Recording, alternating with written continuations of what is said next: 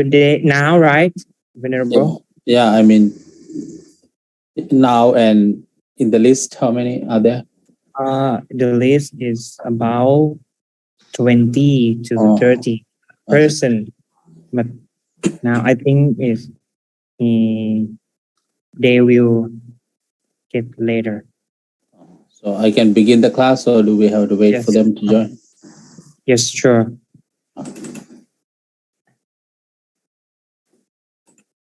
Recording in progress.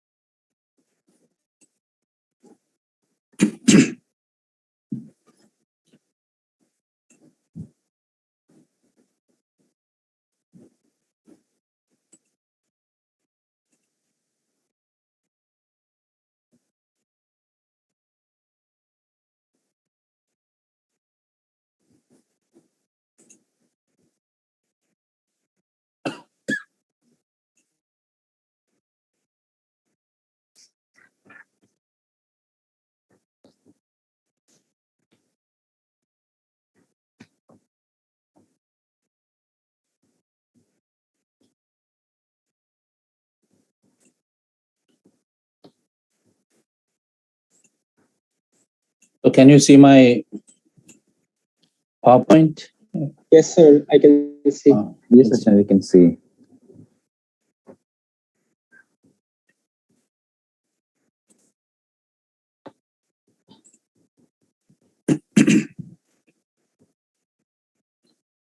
Okay, now also bigger screen.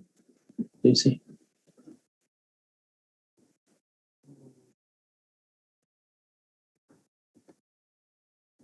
So good afternoon, everyone. And today we are learning Pali grammar for the subject that was given to me was the declension of the noun, masculine nouns that ends with E, E and E, right? So as you know, I believe that you have learned in this case about the declension of the nouns that ends with the letter A or A. Am I right? Have you already? Yes, Sachin, we learn. Okay. Oh, just few. Only we have a 2 class so far. Okay, good. So, therefore, declension of the nouns means that in Pali language, unlike some languages, especially like English and also Thai language, the languages that I know, maybe your own languages, that we have to add another preposition or something like that to indicate the job or the position or the task of that word at a certain sentence or at a certain wordings.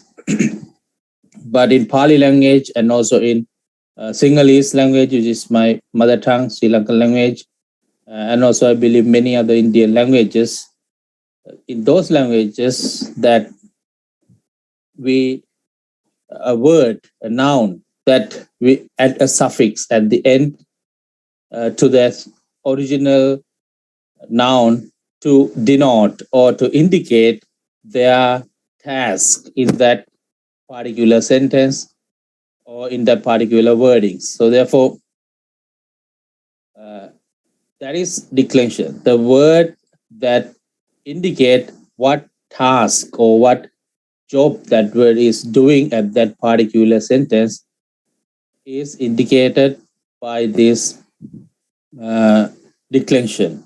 The Pali word for the word declension is vibhatti, right? Vibhatti means we decline, mean we change the ending of the particular word to denote the task of that particular noun or word at the sentence. So that is, as you can see here, the declension is adding to the stems of the noun, I mean the original noun, and also adjectives. Adjectives are declined as well.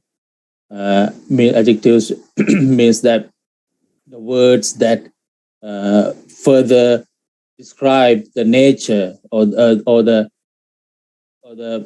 properties of that word is adjective. So all these things are declined, are changed by adding a suffix and ending to that word to show its case, right? I mean its task at that word at that sentence. And gender means what is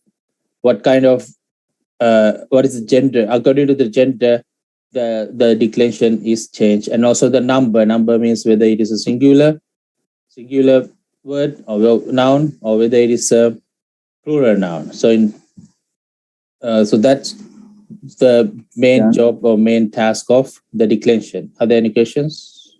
I think, Achan, you are missing the how to say your PPT. So can you maximize your PPT? And because we can see only your like Pāļi grammar, the first slide. We cannot see the second slide. I think you already moved the slide.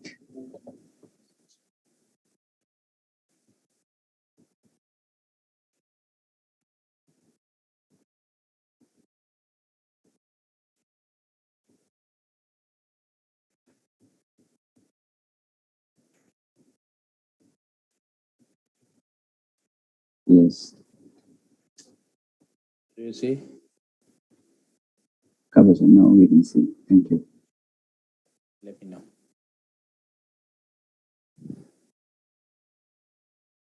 So yeah, and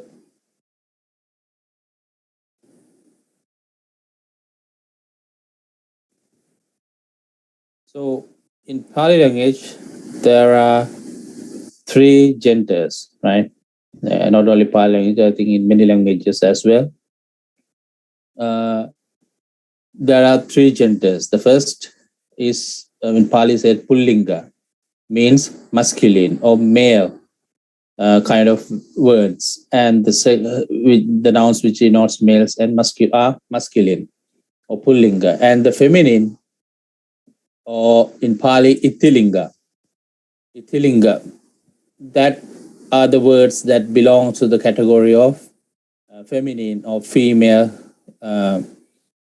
words. And the neuter, the Pali term is Napunsakalinga, are the words that are neither male nor female, and mostly there are inanimate things. There are things, the objects, the things which doesn't have a life, the things in the nature are normally the words that belong to this category of Napunsakalinga or neuter. So yeah, so there's but. Always these languages are not, as we know, the grammar did not came before the language. Actually, the language came before grammar. Therefore, after several group of people started to speak a language, then only these grammarians or people who are linguistics, they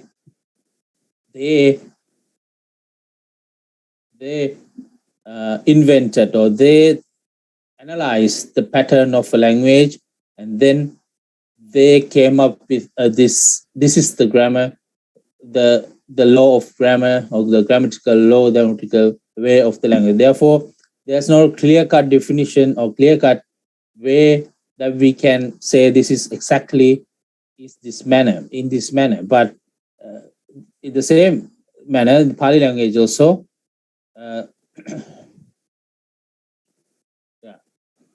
the nouns which denote inanimate things and qualities are not always neuter, but the main. That means I just said that the nouns have three categories: masculine, which belong to the male category, and the Pāli called pullinga, and feminine, the words that belong to the category of female, and the itilinga, and inanimate or objects or nature that are not living things, that cannot be categorized into either male or female, are the words belong to the category of neuter, the napusakalinga. But it's not so always, as you can see. For example, that I've given here, that rukkha, tree, right? Rukkha in Pāli means, in English it means tree. Normally it cannot be defined either to be a male or female, right? It's an inanimate thing. It's a thing that is in the nature, belongs to the nature, that normally we don't consider it to be either male or female. But in Pāli language, rukkha is a pullinga word. Pullinga means a masculine word. And also the term chanda. Right? The chanda means moon. So chanda also a masculine word. And the term like nadi, as you can see here, nadi means river. So nadi, inanimate thing, thing is the nature, but it's a feminine word. It belongs to the female category. It is declined. The declension of these words go alongside according to the category of feminine way of declension. So that's the important part. And lata means vine, right? Lata means vine. And panya means wisdom. So it is something, not an object as well, that's something of a nature of a person, then the intelligence of a person. So it also becomes belong to the category of feminine, a female. So as you can see here, there's no clear-cut definition that all words that are male belong to the masculine category. All words that belong to the female kind of things belong to the feminine category. And all things that are not neither male nor female belong to the neuter category. So there's no that clear-cut definition in that manner. That is why we have to learn. It's come with learning. Otherwise, we don't know. Otherwise, it's not. We cannot just think that this belongs to this category or that category. It comes with our practice, we becoming familiar with the language. Then only then we can know, oh, this is a word of that kind, and this is a word of that kind. And yeah, but the words like dana, as you can see here, dana means wealth, the treasure. It is a inanimate thing. It is neither male nor female, and it is here belongs to the neuter category, napunsakalinga. So it corresponds with its own category, right? And chitta means mind. Mind also inanimate thing. It's not even an object. An object, therefore, it's belong to the neuter category. So it corresponds, or it go in accordance with its normal, its nature, which is neither male nor female. So as you can see here, gender in Pāli is a grammatical distinction existing in word. It's called grammatical gender. So therefore, when we see when we are learning of the declension of the nouns, then we shouldn't be confused when we see things that are not really that doesn't really belong to that really belongs to a male category, doesn't belong to the category of male of masculine, appear in this group of declension that belong to the male or female category. So because of the reason I just mentioned here. And in Pāļi language, there are two, as in many languages in this world, the two kinds of numbers, singular. The Pāļi term is eka vachana. Eka means one, vachana means word or noun. Eka vachana, noun of one. And the plural means bahuvachana. The Pāļi term is bahuvachana. Bahu again means plural, means many, numerical, numerous, and vachana means word on here, noun. So, but in some, very rarely, some languages there are the three numbers, right? If anybody have learned the Sanskrit language, you might know that in Sanskrit language there is Dvivachana, the second, the two category as well, the number of two category, but Ekavachana, the category of singular, Dvivachana, category of two, and Bahuvachana, plural. So there are three categories in that manner. But in Pāļi language, as in many languages that I know, I have two numbers in. Yeah, therefore, when we are declining, or we are doing this declension, then we have these different or particular ways or suffixes that we add to each word to indicate whether it is a singular word or a plural word. And also as you know, normally in language, also in Pāļi language, that the verb will follow the number of the subject, right? If the subject and the verb will change accordingly in Pāļi language as well as in English language, that we can see the verb sometimes when the subject is singular, the verb should indicate that it is a singular subject, or the person who is doing, or the thing that is being happen is in singular form, and plural, the verb indicated it's a plural. So that's have to go hand in hand when we are using Pāļi language as well. So about the declension, right? So declension, the Pāļi word is vibhatti, right? Vibhatti means declension. And there are 8 cases. The first is Paṭamā vibhatti. Paṭamā vibhatti, the term Paṭamā means first. Paṭamā means first. So Paṭamā vibhatti means the first declension, first case.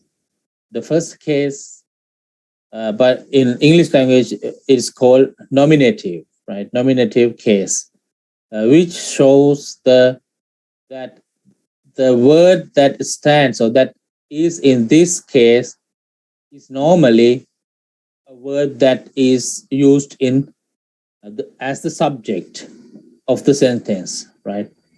Without being done to anything, without being used, without indicating it is placed somewhere. The word, when used in this case, it indicates that it is the most normally the subject of the sentence, right?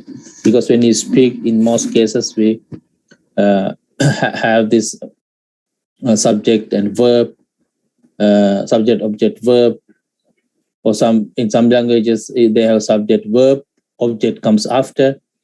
So in that manner, the subject of a verb of a word is written or is used in the Patama Vibhatti or nominative case, right? And the Dutiya Vibhatti, what does that mean? Dutiya Vibhatti, the term literally means the second case. Dutiya means second. The second case, but in, the English term is accusative.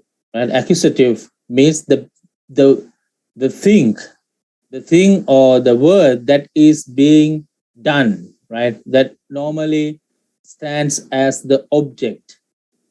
Normally, the word that is in this accusative or this Dutiya Vibhatti is used as the object of the sentence.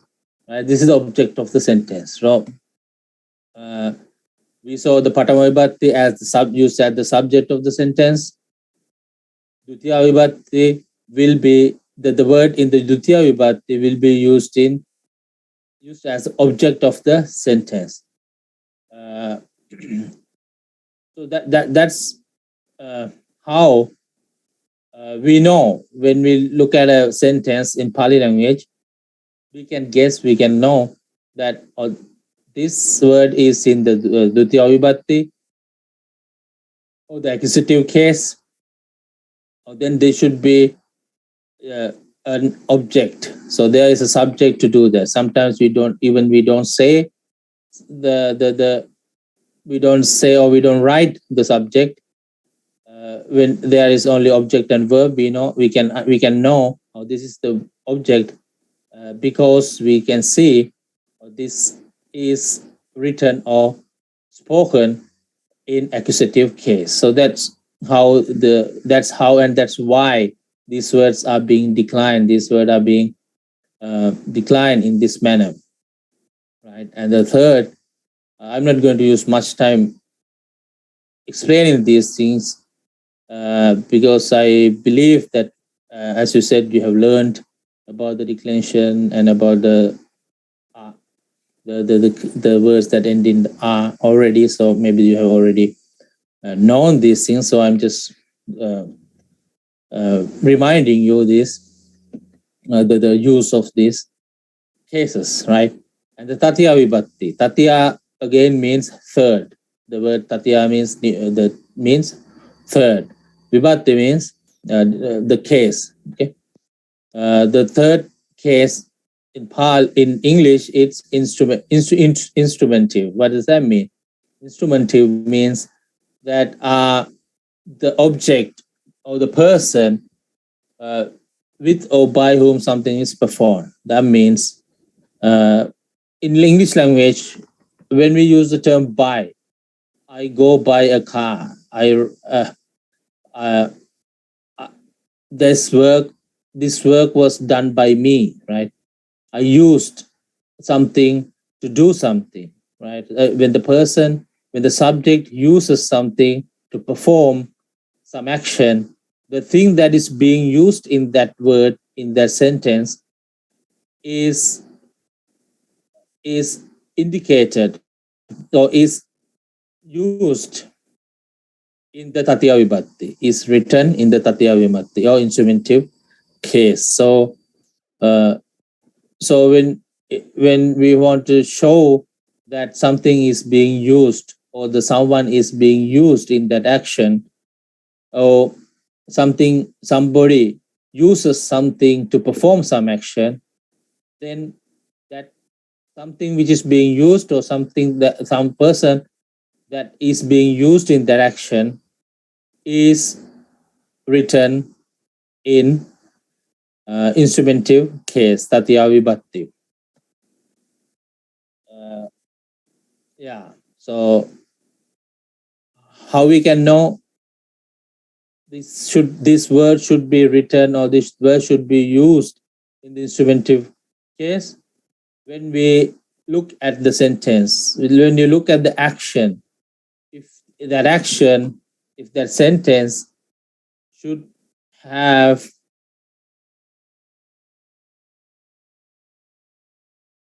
that sentence has that something being used to perform that action, then that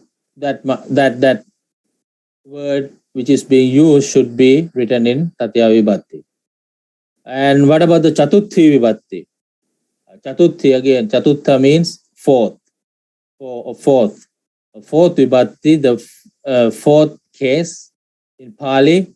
In English, it is translated as dative. The dative is the word that shows the object or the person, to or for or something is given or done, right? The normally, if we think by using the English language, when we have to say that we give something to somebody, right? We give something, we give object something, give something means that something should be in second case, Tutya Vibhatti, accusative, and to something, right? That the person who is being received that particular thing should be written in Chatuthi Vibhatti. Or we do something for somebody, right? The term for or the term to. When we use the term to or for in English language, in that kind of words, in that kind of sentences, instead of when we have to use the term to, preposition to or for, then at that case, at that time, in Pāļi language, we use words that are declined in Chatuthi Vibhatti, that are have the suffix that indicate this is Chatuthi Vibhatti. This is a word that has that somebody perform to something or somebody, for something or somebody. So only then we use Chatuthi Vibhatti to do that. And next is Panchami Vibhatti. Panchami Vibhatti, fifth case, ablative. In English, it's called ablative case. So what does that mean? Generally showing separation and expressed by from. What does that mean? Panchami Vibhatti ablative means when somebody comes, or somebody or something comes from somebody or something, that instead of using the word, in the case when we have to use this word from in English language, when you are talking, in that kind of situation, or in the words that has this similar nature, we use that sentence, that word, we use in this fifth case, in this Panchami Vibhatti or ablative case. So, yeah, so that is it. When we say, I came from the village, right? I came from the village. So when we say the from the village, when you have to say, when you have to mean that something, somebody or something came from somebody or something or somewhere, then that is when we use Panchami Vibhatti to indicate that that nature or that action. So simply, what you can remember is that whenever we have to write something or we have to say something that has this from preposition in English language, when we are writing Pāļi language, what we have to do? We have to use ablative case in that word. So that is about the Panchami Vibhatti, ablative case. What about the Chatti Vibhatti? The sixth, right? Chatti also means sixth. The sixth Vibhatti, the sixth case, which is in English, as you can see, is translated or is named as possessive or genitive. Possessive or genitive case. That means that belong to something, that something possesses something, somebody possesses something. The simplest way we can know what is Chatti Vibhatti is that when in English language, when you use the word of, or when we use apostrophe S, right? We use apostrophe S to indicate that the thing that is followed by apostrophe S belong to the word, belong to the person, belong to the thing that we used apostrophe S at the end of that sentence, that word. So that means when we have to say my, my, also my, his, that person's belonging, whatever, that my brother's bag, my sister's bicycle, right? My father's car, right? When we say fathers here, when in English we use apostrophe S, there we use Chatti Vibhatti. We use the cis possessive case to indicate that the thing that is followed after this sentence, or maybe it's in Pāļi language, it doesn't necessarily have to follow immediately after that word, but when we use this case, we can know that this indicates that something belongs to this person. There is something that belongs to this particular thing. So that is when we use Chatti Vibhatti, or possessive or genitive case.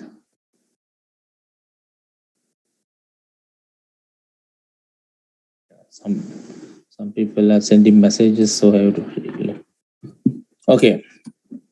And so that is about the Chatti Vibhatti.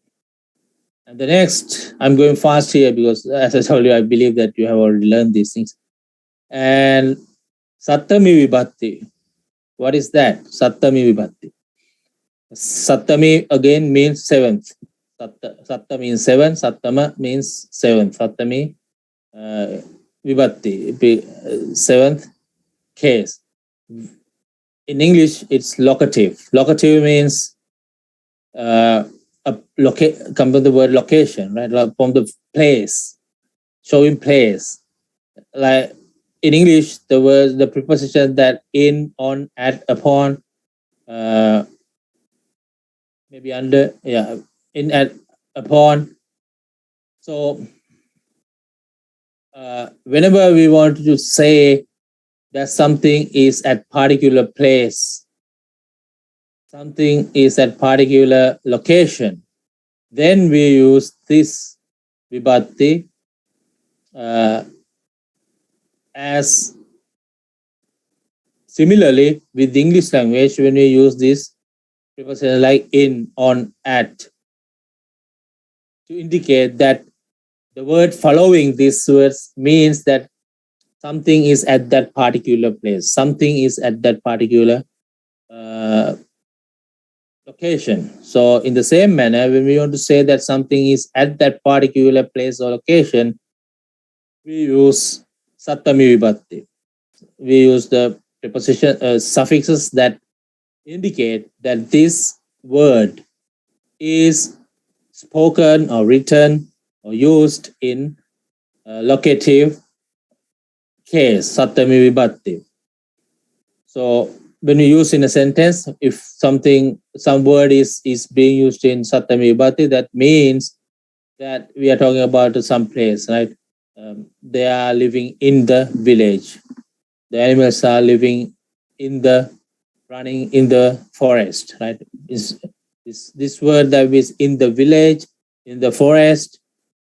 So when we use in Pāļi language, instead of using this preposition to indicate that this word means this, the word following after, or this word that is combined with this at, it, at, on, in locative case, we use Sattami Vibhatti. We use the suffix that we add suffix to the original term to indicate that this word means there is something happening at that place, location, the vicinity, right? And alabana vibhakti, vocative, used in addressing person. Normally, the patama vibhakti and the alabana vibhakti are very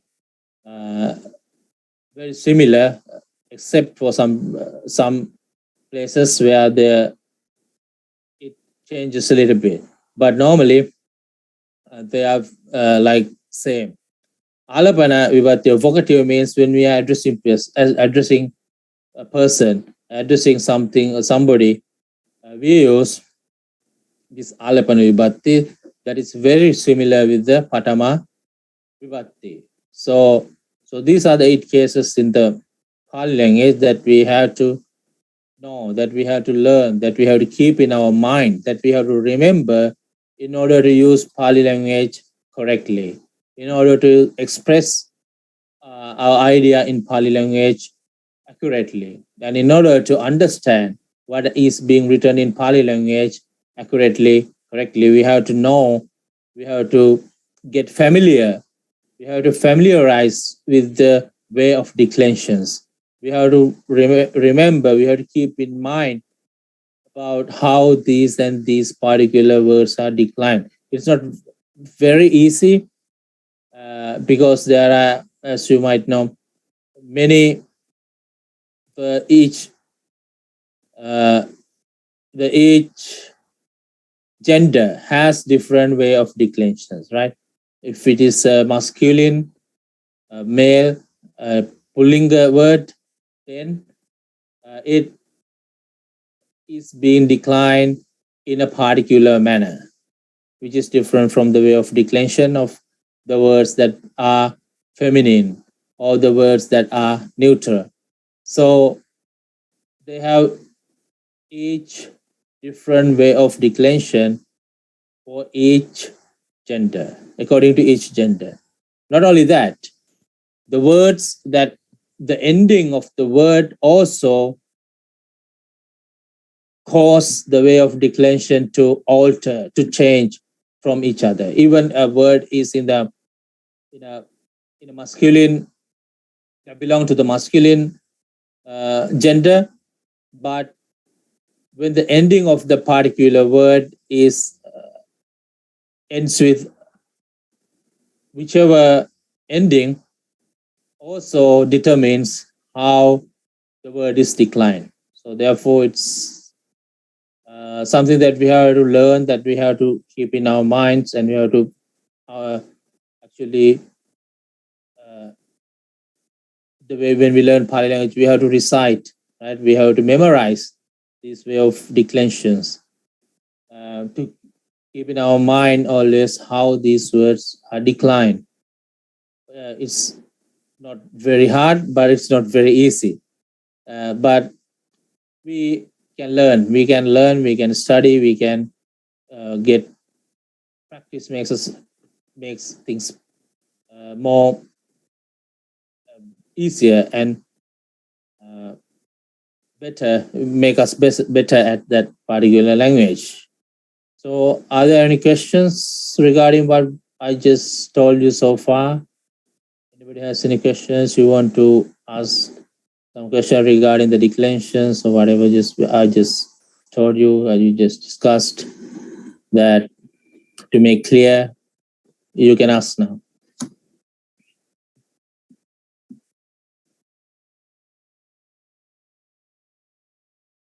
No question.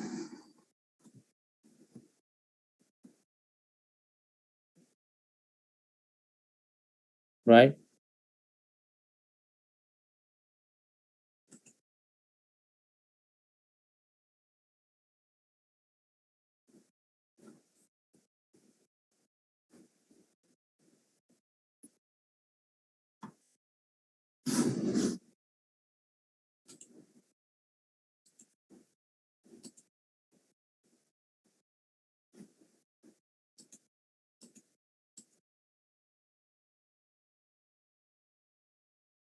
Okay, if you don't have any questions, let me ask you a question. Can any one of you decline a word ending in a?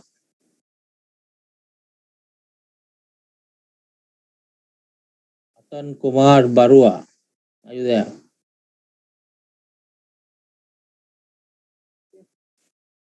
You learned declination of the words ending in a already, right? Can you decline word ending in a? Have you memorized already? Can you? Yeah. So then, can you do Buddha? I don't hear you.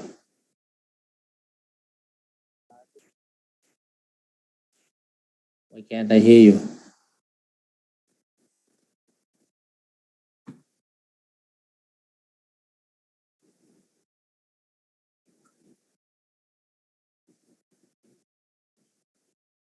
Can you decline Buddha word?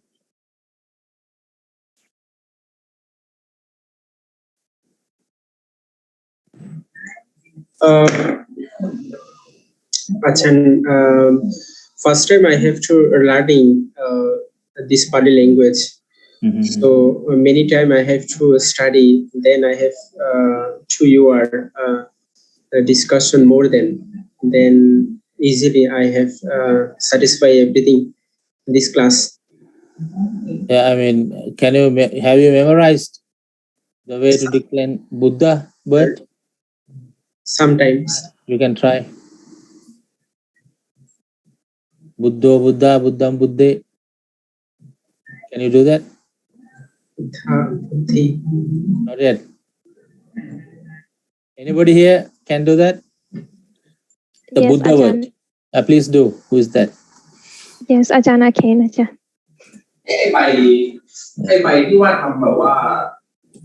Yeah, please. I would like to hear. Yes, Buddho, Buddha, Buddhang, Buddhe, Buddhana, Buddhana.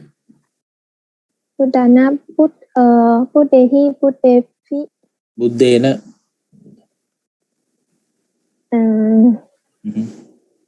Buddhasa, Buddhaya, Buddhanang, Buddhamha,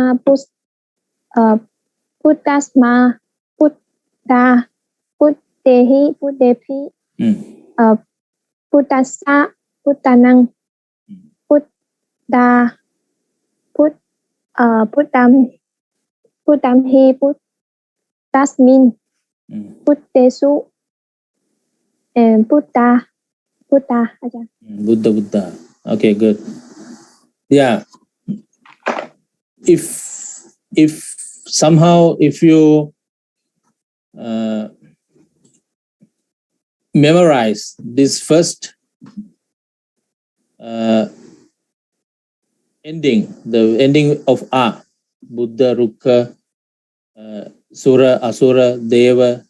Buddha means the Buddha, Rukkha, tree, Sura means deity, celestial, Asura means demon, Naga means sometimes serpent, Yakka, demon again, Gandhabba. So these are words that are declined similarly with the word Buddha, because they are masculine and the ending of these words are English A, but as we know, in Pāļi we pronounce it as A, right? So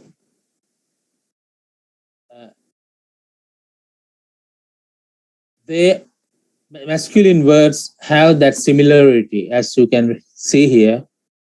When you recite those words that end in A, you can see in many places there are many similarities. And grammatically, the suffix that is added to the end of each word, originally there, I believe you have learned already, therefore I didn't put it in my PowerPoint. The nominative case had this C, right? Nominative case singular, C. And plural, yo. Accusative, ang, yo. And instrumental, na, he. Dative, sa, nang.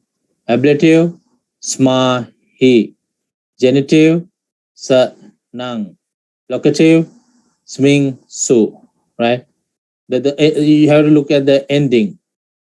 See, the first nominative see, it's a way of grammatical way of changing the word, and then somehow it happens, it appears as buddho, the first, right?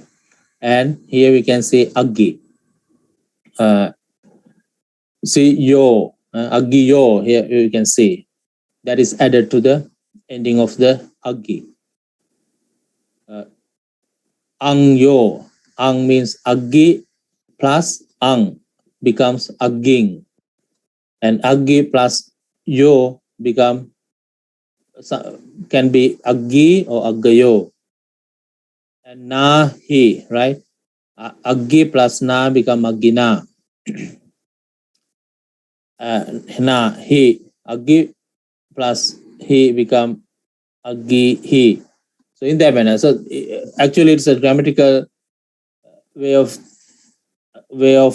saying how these words come to be, but actually it sometimes doesn't necessarily we have to remember, if we can remember how each and these words are declined. So that's it. Aggi is the original word here, right? As the Buddha. Aggi is the original word without any suffix added. And as you can see, the ending of the word aggi is e. Right? And the aggi is a word that belongs to this masculine gender, even though it cannot actually be categorized to be a male or female. Actually, it's an inanimate thing. But grammatically, in Pāli language, aggi is a masculine word. So the first is aggi, right? Nominative singular aggi, and plural there are two words as aggi, aggayo. Right? Aggi becomes the ending becomes long, and aggi and added with the yo, aggayo. Accusative means the word that when we use this word as an object, as the object of the sentence, we have to use, if it is in the singular, as agging, and again aggi, aggayo. Right? So they are similar. Nominative, accusative, similar here. So how we can know when we write the term aggi or term aggayo, how we can know whether it is nominative or accusative? Anyone can answer? We can look at the subject again. We can look at what? Subject. Yeah. In the plural singular we use aggi. Can you speak louder? If it is a subject, how to say? If it's a singular, we use aggi, and plural we use aggi or aggayo.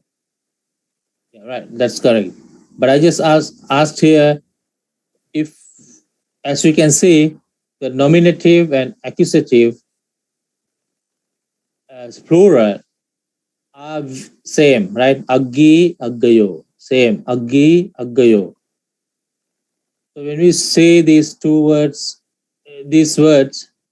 for example, aggi or aggayo, how we can know whether it is nominative, patama vibhatti, or accusative, dutiya vibhatti?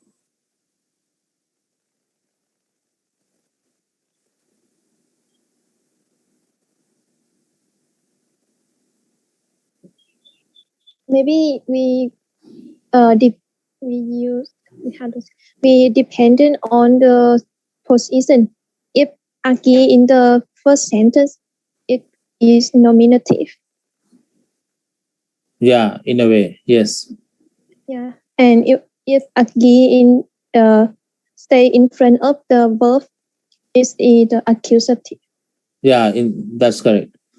Yeah, it depends on where the word is used, and sometimes Pāli language doesn't necessarily have to be in the order to denote its meaning, but as you just said, the verb of that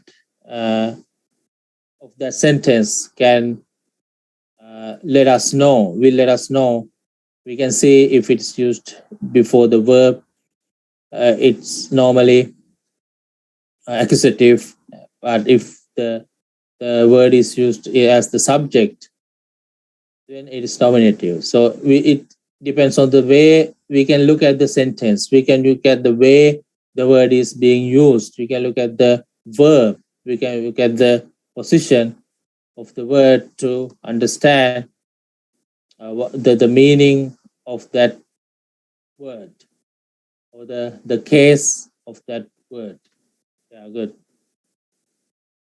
So instrumental, agina, agihi, agibi, or the agina, agibi, agihi.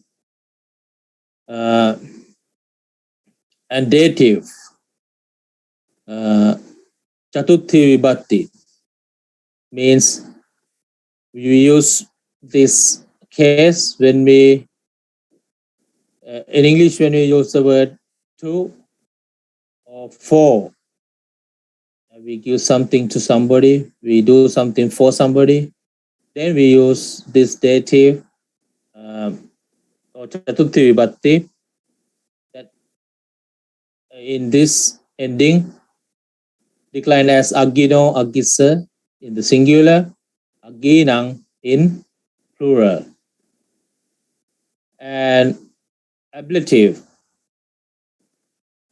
panchami vibhatti, agina, agimha, agisma for the singular, and agihi, agibi, which is similar to the instrumental again, in the plural, right? And genitive, chatti vibhatti, the sixth case.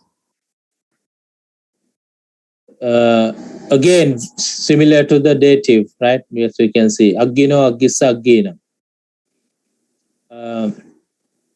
We use the genitive case when we want to say that something belongs to somebody, that something belongs to something, some person, something.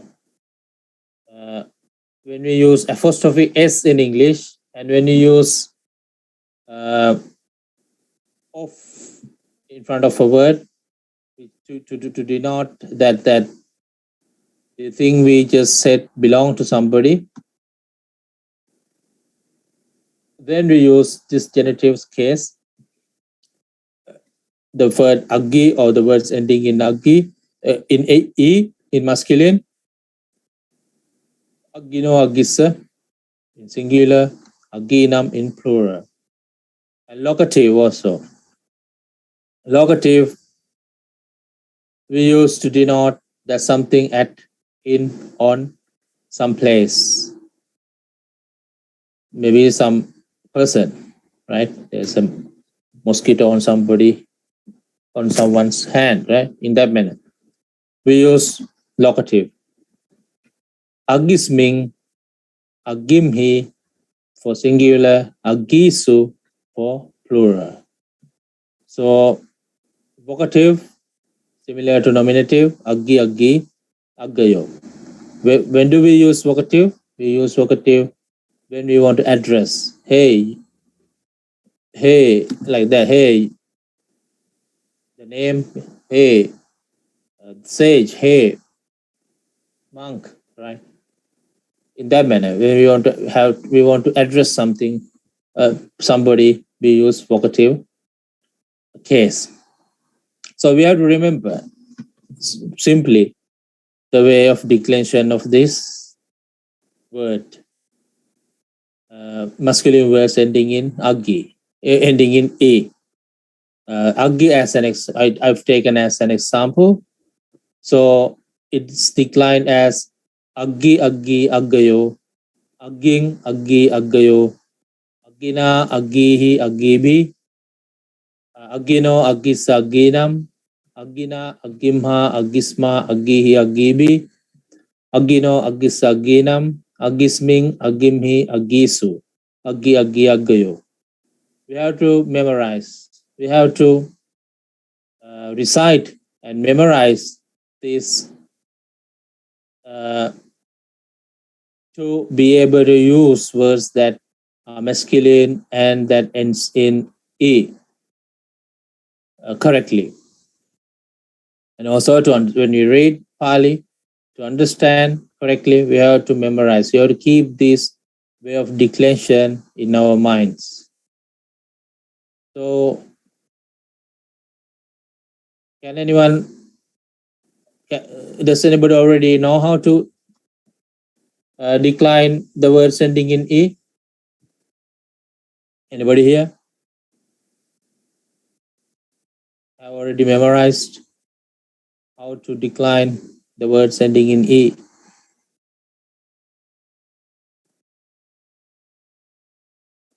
Seems like not. Not yet, Ajahn. Okay. So who is that? Who just replied me? Ajahn Kap, my name is Pandit Tenzin. Tenzin. So then you can you read for us to hear? Which one, Ajahn? This line? Yeah. So, okay, so let me try. Aki, aki, akayo, akiming, sorry, aking, aki, akayo, akina, akibi, akihi, akino, akisa, akinang, akina, akimha, akihi, akisma, akibi, akino, akisa, akinang, akisming, akisu, akimhi, aki, akayo. Okay. Yeah, so you have to memorize. You have to keep in mind how to decline the words, masculine words end in E. And all of the, yeah. Can I ask one question, Ajahn, here? Sure. Thank you. So normally, before we learn the declension, right? So in they have like a structure. So we, at the ending O for the singular nominative and at the long in the single nominative plural. So we can change, for example, before you said Buddha, the root terms, and we can change singular nominative Bhutto and singular plural. Sorry, nominative plural, we can change the Buddha, the long one. So here, so all these I are the same like those suffix.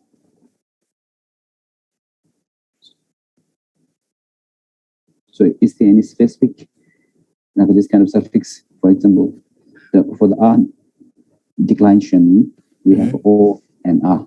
And for the accusative ang and E. And the third one like ina or ihi something. Yeah. So here, which are those suffix? Yeah, suffix are agi, E, right? Okay. It's a E. The word stands in its original form, right? Agi. And then it becomes long. Agi. E becomes long E. E, agi. And change E to ayo, right? Agayo.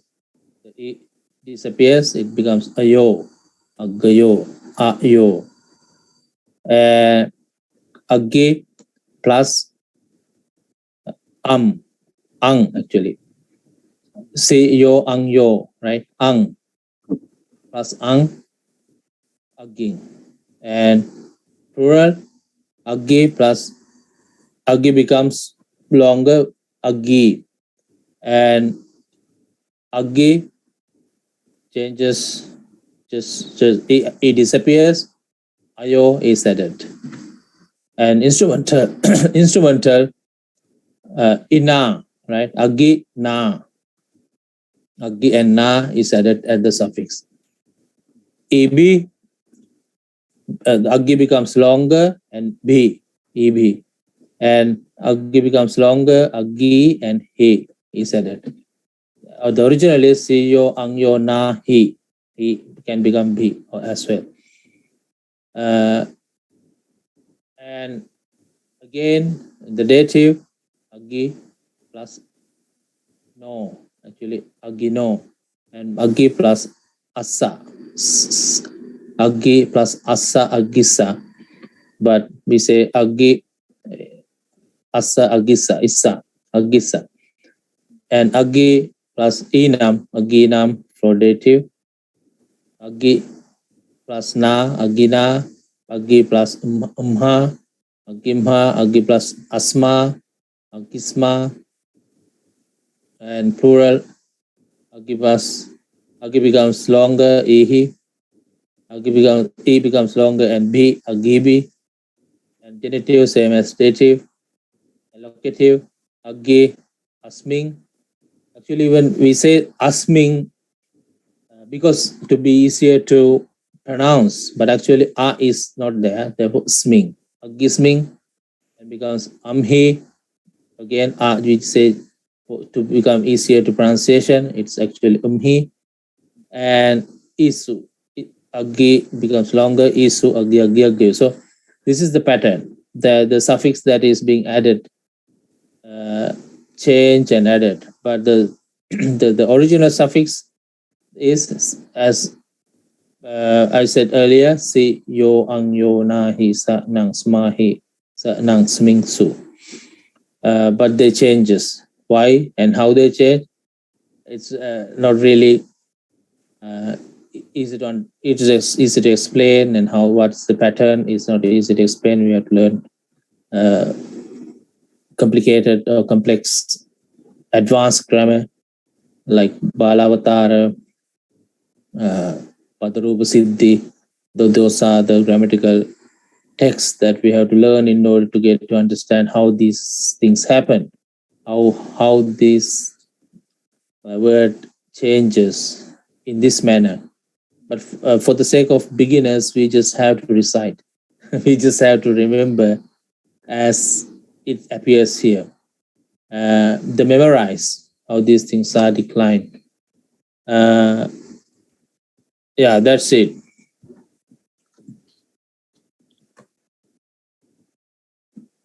Any other questions, or are you clear?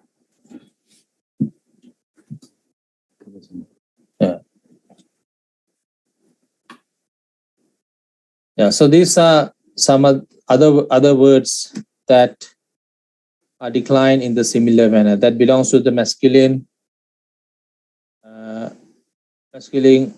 gender and ending with e, and decline in the similar manner. Muni. Muni means simply translated as monk or hermit, also sage, Muni. Kavi. Kavi means a poet, a person who writes poems, songs, kavi. Isi, another word, means sage, hermit. Isi. And Ari. Ari means enemy. Bhupati. Bhupati means king. Bhu means land. Pati means lord, landlord. In that manner, means king. Yeah, as you can see here, Pati means master, husband, lord. Pati means husband, master. Gahapati, again, householder. As I said, lord, landlord, householder. Pati means the owner in a manner. Gaha means Gahapati, householder. Adipati, the lord, the leader. Atithi means guest. Vyadi means sickness. So these are words that are declined similarly with the word Aggi, right? Let's take an example. Muni, okay? Muni, which means monk, also sage, hermit, Muni. The word that ends in E, and that's a masculine word. So how is the first one? Nominative, Patama Vibhatti, Muni. So it stays as Muni, right? How about the plural? It becomes Muni, right? The long E becomes, ending becomes longer. Muni. And Munayo, right? According to this, Ayo. Munayo. Accusative, Dutiya Vibhatti, Muning. Muning. Even it's written as M and this dot. It's actually, in Pāļi language, it's nga, Muning. Nigahita, we call it. It's not Munim as in Sanskrit language. Sanskrit, they have Munim.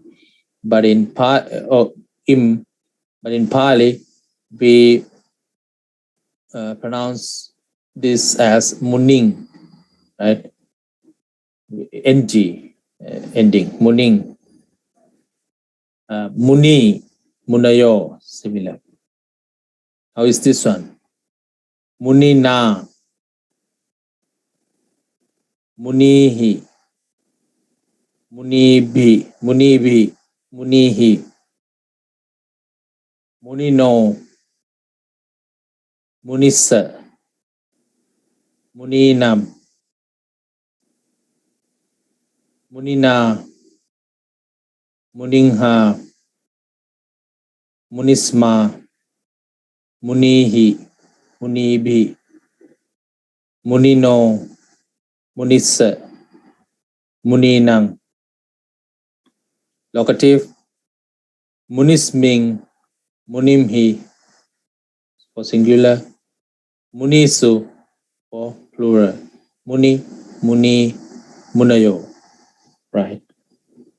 So that's how the word Muni, the monk, is declined following this pattern.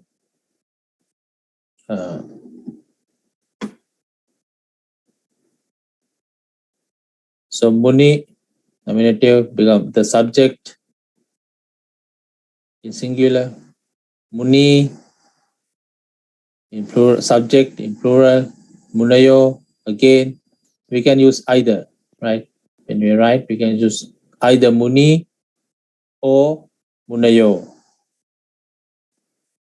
They means the people who have already written Pāļi language, the Pāļi books, the Tipitaka, the Atthakatha, Tika, or whatever that we will be reading.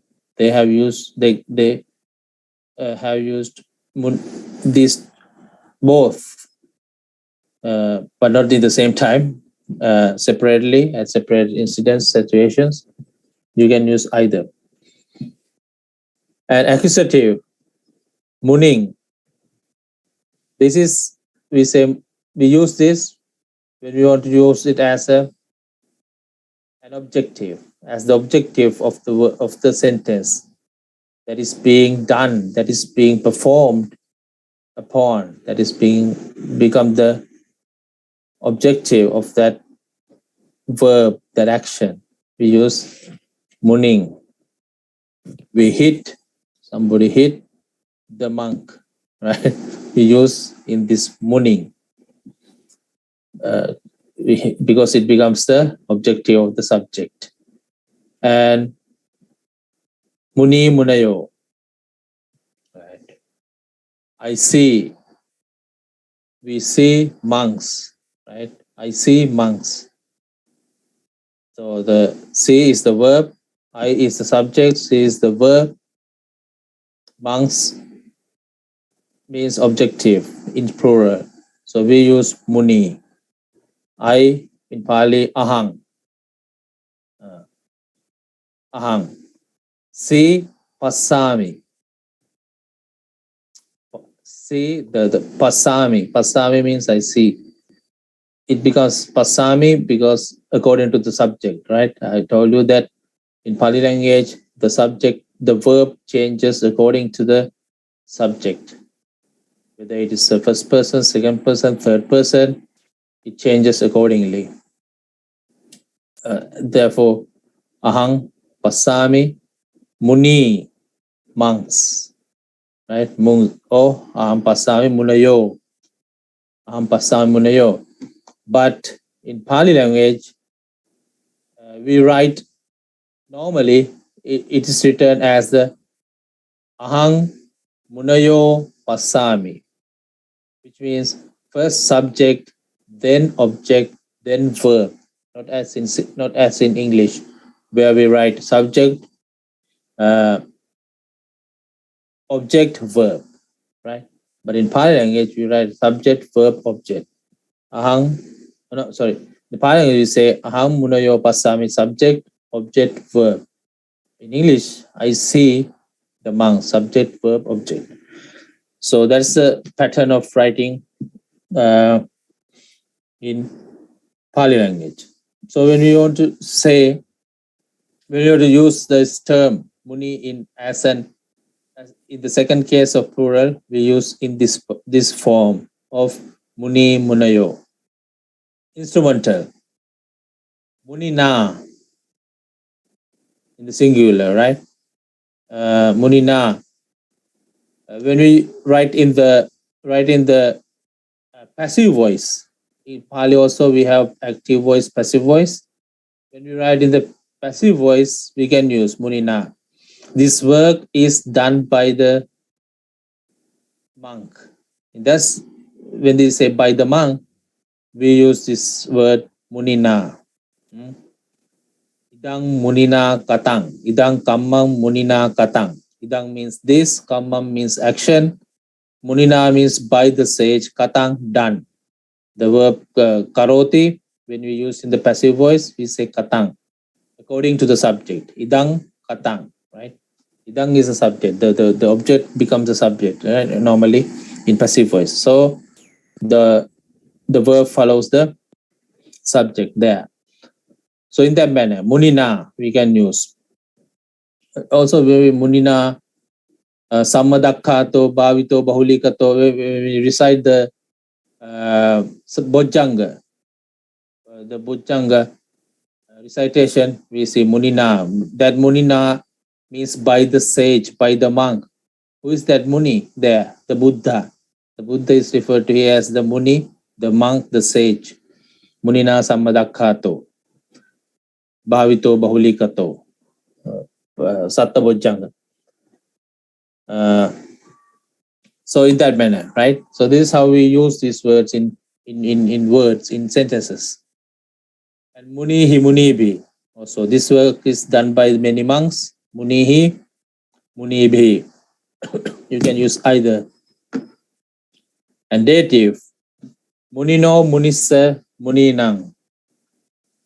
So dative singular, munino munissa. You can use either. What is dative? What is this Tatti vibhatti? Means we do something for somebody, something. We give something to somebody, something. So in this manner, we use dative case, as I told you earlier. So the word that we use is munino munissa, right? I give the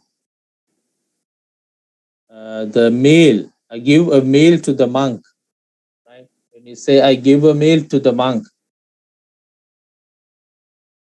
how to say? When we say I give a meal to the monk, we have to use in this case, right? In the dative case. Munino, I means ahang. In Pali, ahang. To the monk, munino. Or to the monk, munissa. Meal, danang. Give or give, dadami. Give, the verb give means dadami. Ahang, I, munino, to the monk, danang, meal, dadami, give. Right? Ahang, I, munissa, to the monk, danang, meal, dadami, give, I give. So in this manner, right? Now when we use to the monk, we give something to the monk, we use munino or munissa if it's one monk. If there are many monks that are being given, we give something we give a meal to many monks, as we normally do. Ahang muninang danang dadami. Ahang means I.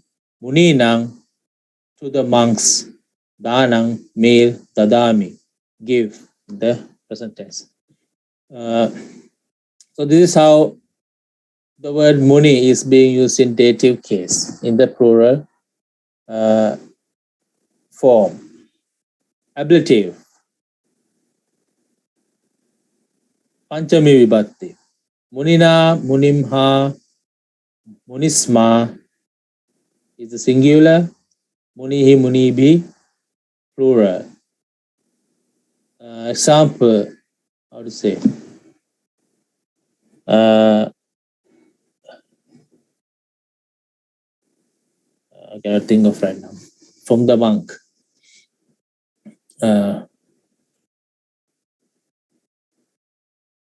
Yeah, when we use from the monk something, we say munina, munimha, munisma. And in the plural, we say munihi, munibi.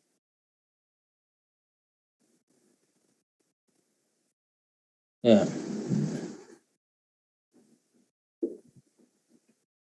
So in the genitive, chatti vibhatti,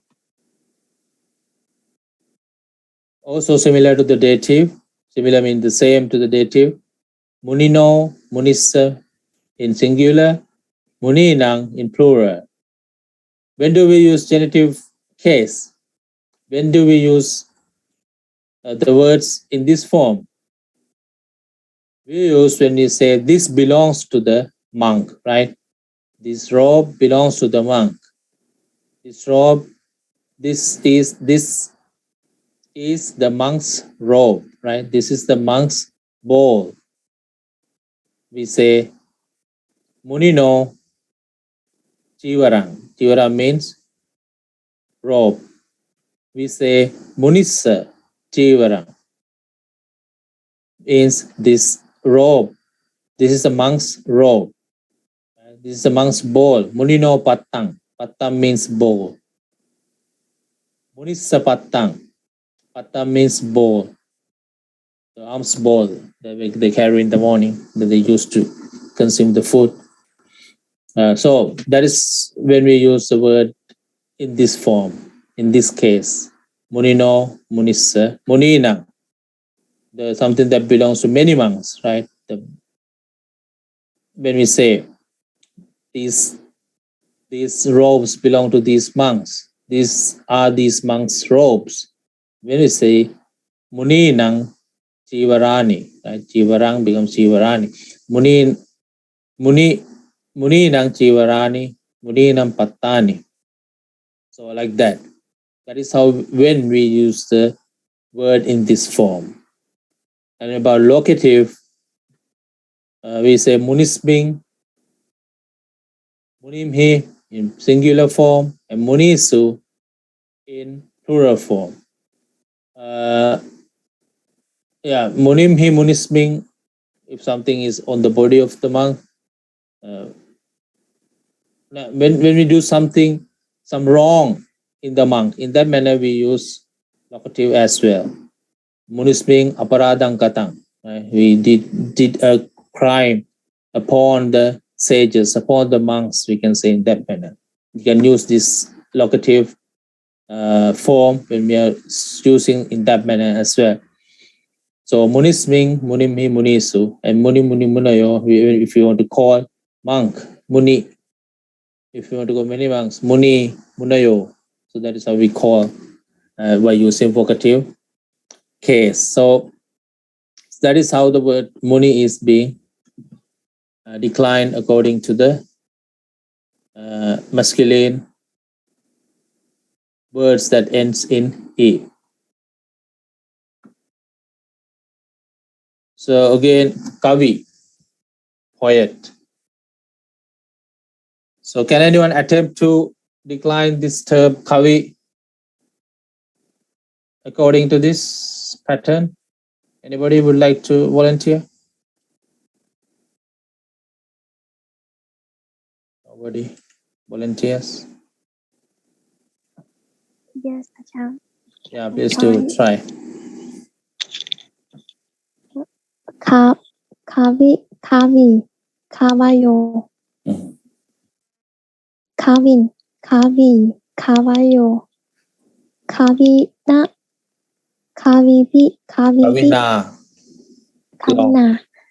Kavina. Kavibi, Kavihi, Kavino, Kavisa, Kavinang, Kavina, Kavinha, Kavisma, Kavihi, Kavibi, Kavino, Kavisa, Kavinang, Kavismin, Kavinhi, Kavisu,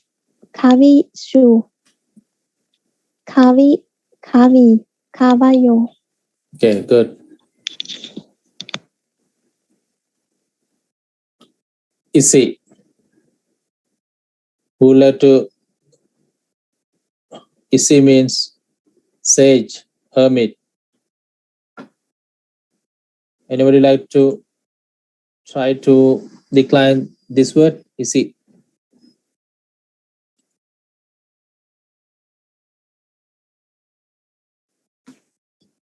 Nobody Okay, would. I will try. Yeah, please do. Kabja.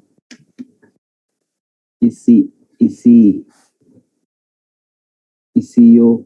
No. Isayo. Yeah. Isayo. Ising.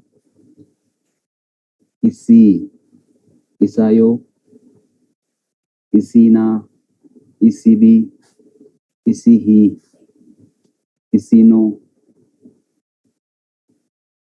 Isisa. Isinang. Isina. Isimha. Isisma. Isihi. Isibi. Isino. Isisa. Isinang. Isisming. Isimhi. Isisu. Isi. Isayo. Good. Ari, enemy. Who would like to do that?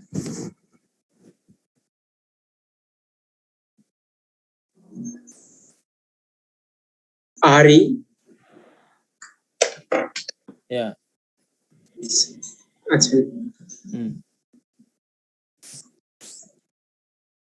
Ari. Ario. The second one, Ari, you have to be, the ending should be longer. Ari, Arayo. Ari. Arayo. Arim. Ari. Arayo.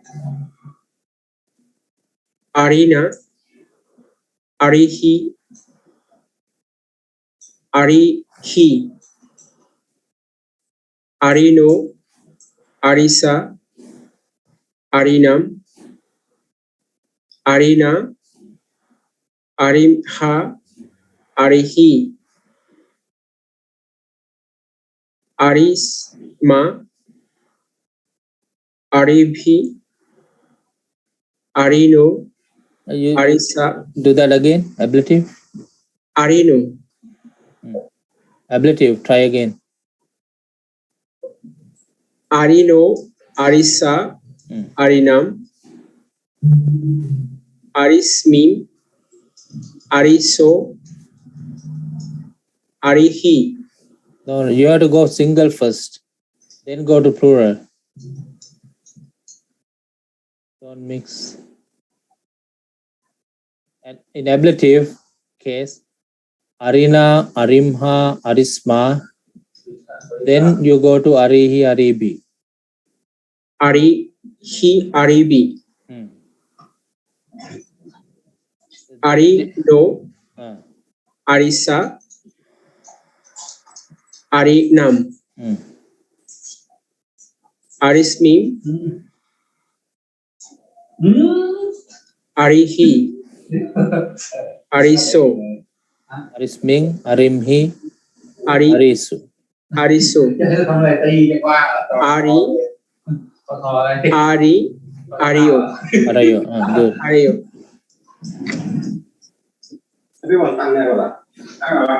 Okay, Bhupati. Who's left? Chutharat. Can you do that?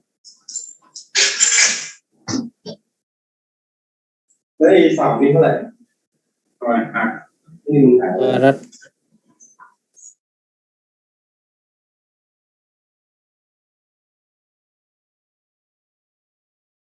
Not here. Karunika. Karunika. Would you like to attempt?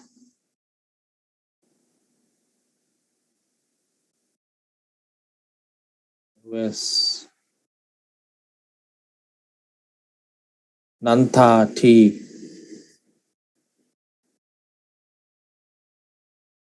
What about Nantha T?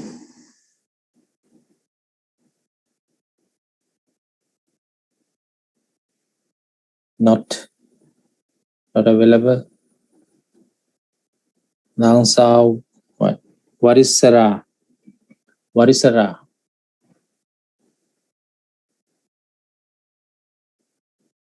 No response. And Prabhumibat.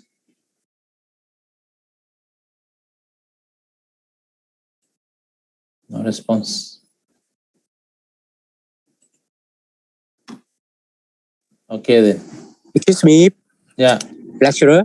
Yeah. I'm on the way in the car, so can I answer you later? Getting to Okay. the temple very soon. Thank you. Okay. What about the others who didn't try? Okay. Then Bhupati. King.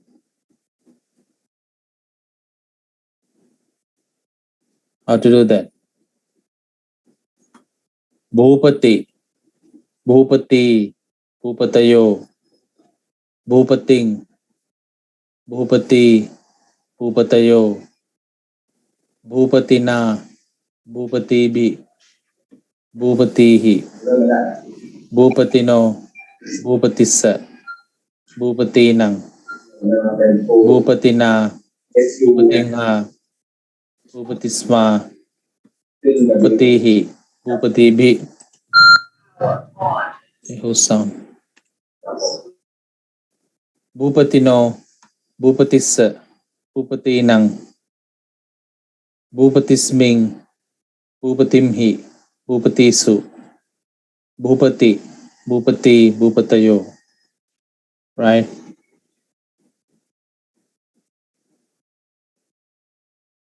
Pati. Similar. Pati. Pati. Gahapati. Also Pati. Similar. Adipati. Lord. Similar. Atithi. Guest. Vyadi. Sickness. So here you can say, even this is a masculine declension of the words. So these are the words that belong to masculine gender. Monk, okay, masculine. Poet, yeah, probably masculine. Sage, masculine. Enemy can be masculine. Bhupati masculine, Pati masculine, Gahapati masculine, yeah, Lord masculine, guest masculine, and Vyadi, as you can see here, it cannot be defined either as a male or female in actuality, right? In actually, but this belongs to the masculine. So that therefore this also should be declined according to this declension. Vyadi, Vyadi, Vyadi, Vyadayo, Vyading, Vyadi, Vyadayo, Vyadina, Vyadihi, Vyadibhi, Vyadihi, Vyadino, Vyadissa, Vyadinang, Vyadina, Vyadimha, Vyadisma, Vyadihi, Vyadibi, Vyadino, Vyadissa, Vyadinang, Vyadisming, Vyadimhi, Vyadisu, Vyadi, Vyadi, Vyadayo. Right. So all these words should be declined according to this pattern. And therefore, you have to remember at least one word that is defined, that is declined in this manner. So for that sake, Agi is a good word that you can remember easily. So you should be able to recite this declension even without looking at it. You have to memorize. You have to keep this way of declension in your mind, right? Even without looking at it, you should be able to do this. That is what you have to memorize. So Agi Aggayo, Agging Aggayo, Aggina Aggibi, Aggino Aggisaginang, Aggina Aggimha Aggisma Aggibi, Aggino Aggisaginang, Aggisming Aggimi Aggisu Aggayo. Right? In that manner, you have to keep the way of this declension in your mind. Then when you see another word that is similar to this, that is a masculine word ending in E, then you will be able to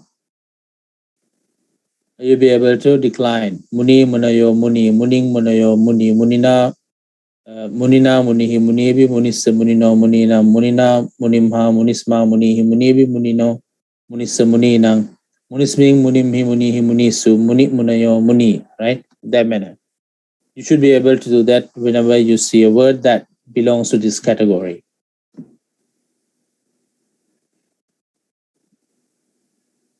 Another words that are in this Udadi, ocean, right? Even it's not a man, but it belongs to this masculine category.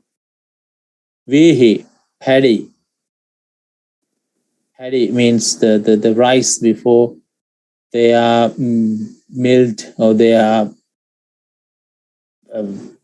how to say, before they become the actual rice, the paddy in the farm. Vihi, kapi, monkey, kapi kapayo kapi, kaping kapayo kapi, right? Ahi, serpent. Ahi, serpent. Depi, leopard. Ravi, sun. Giri, mountain. Money, gem. Right? All these are declined in that manner. Yatti, stick. Nidhi, hidden treasure. Hidden treasure. Nidhi.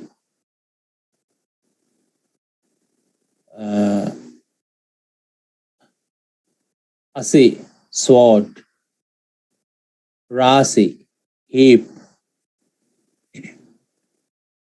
Pani, hand. Kuchi, belly. Mutti, fist or hammer. Bodhi, Bodhi.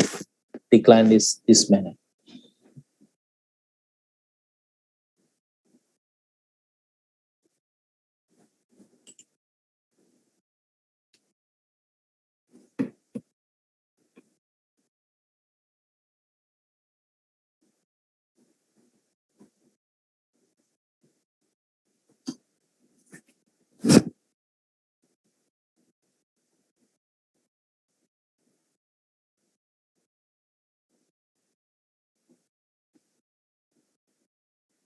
Okay, anybody would like to attempt to decline the words without looking at the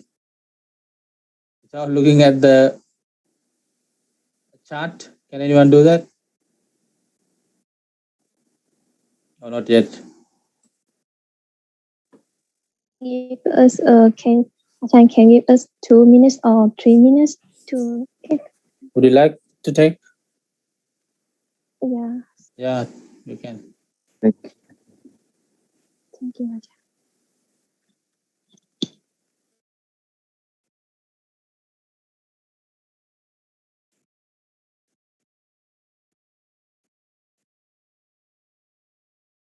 Meanwhile, I'll be back when it is some water.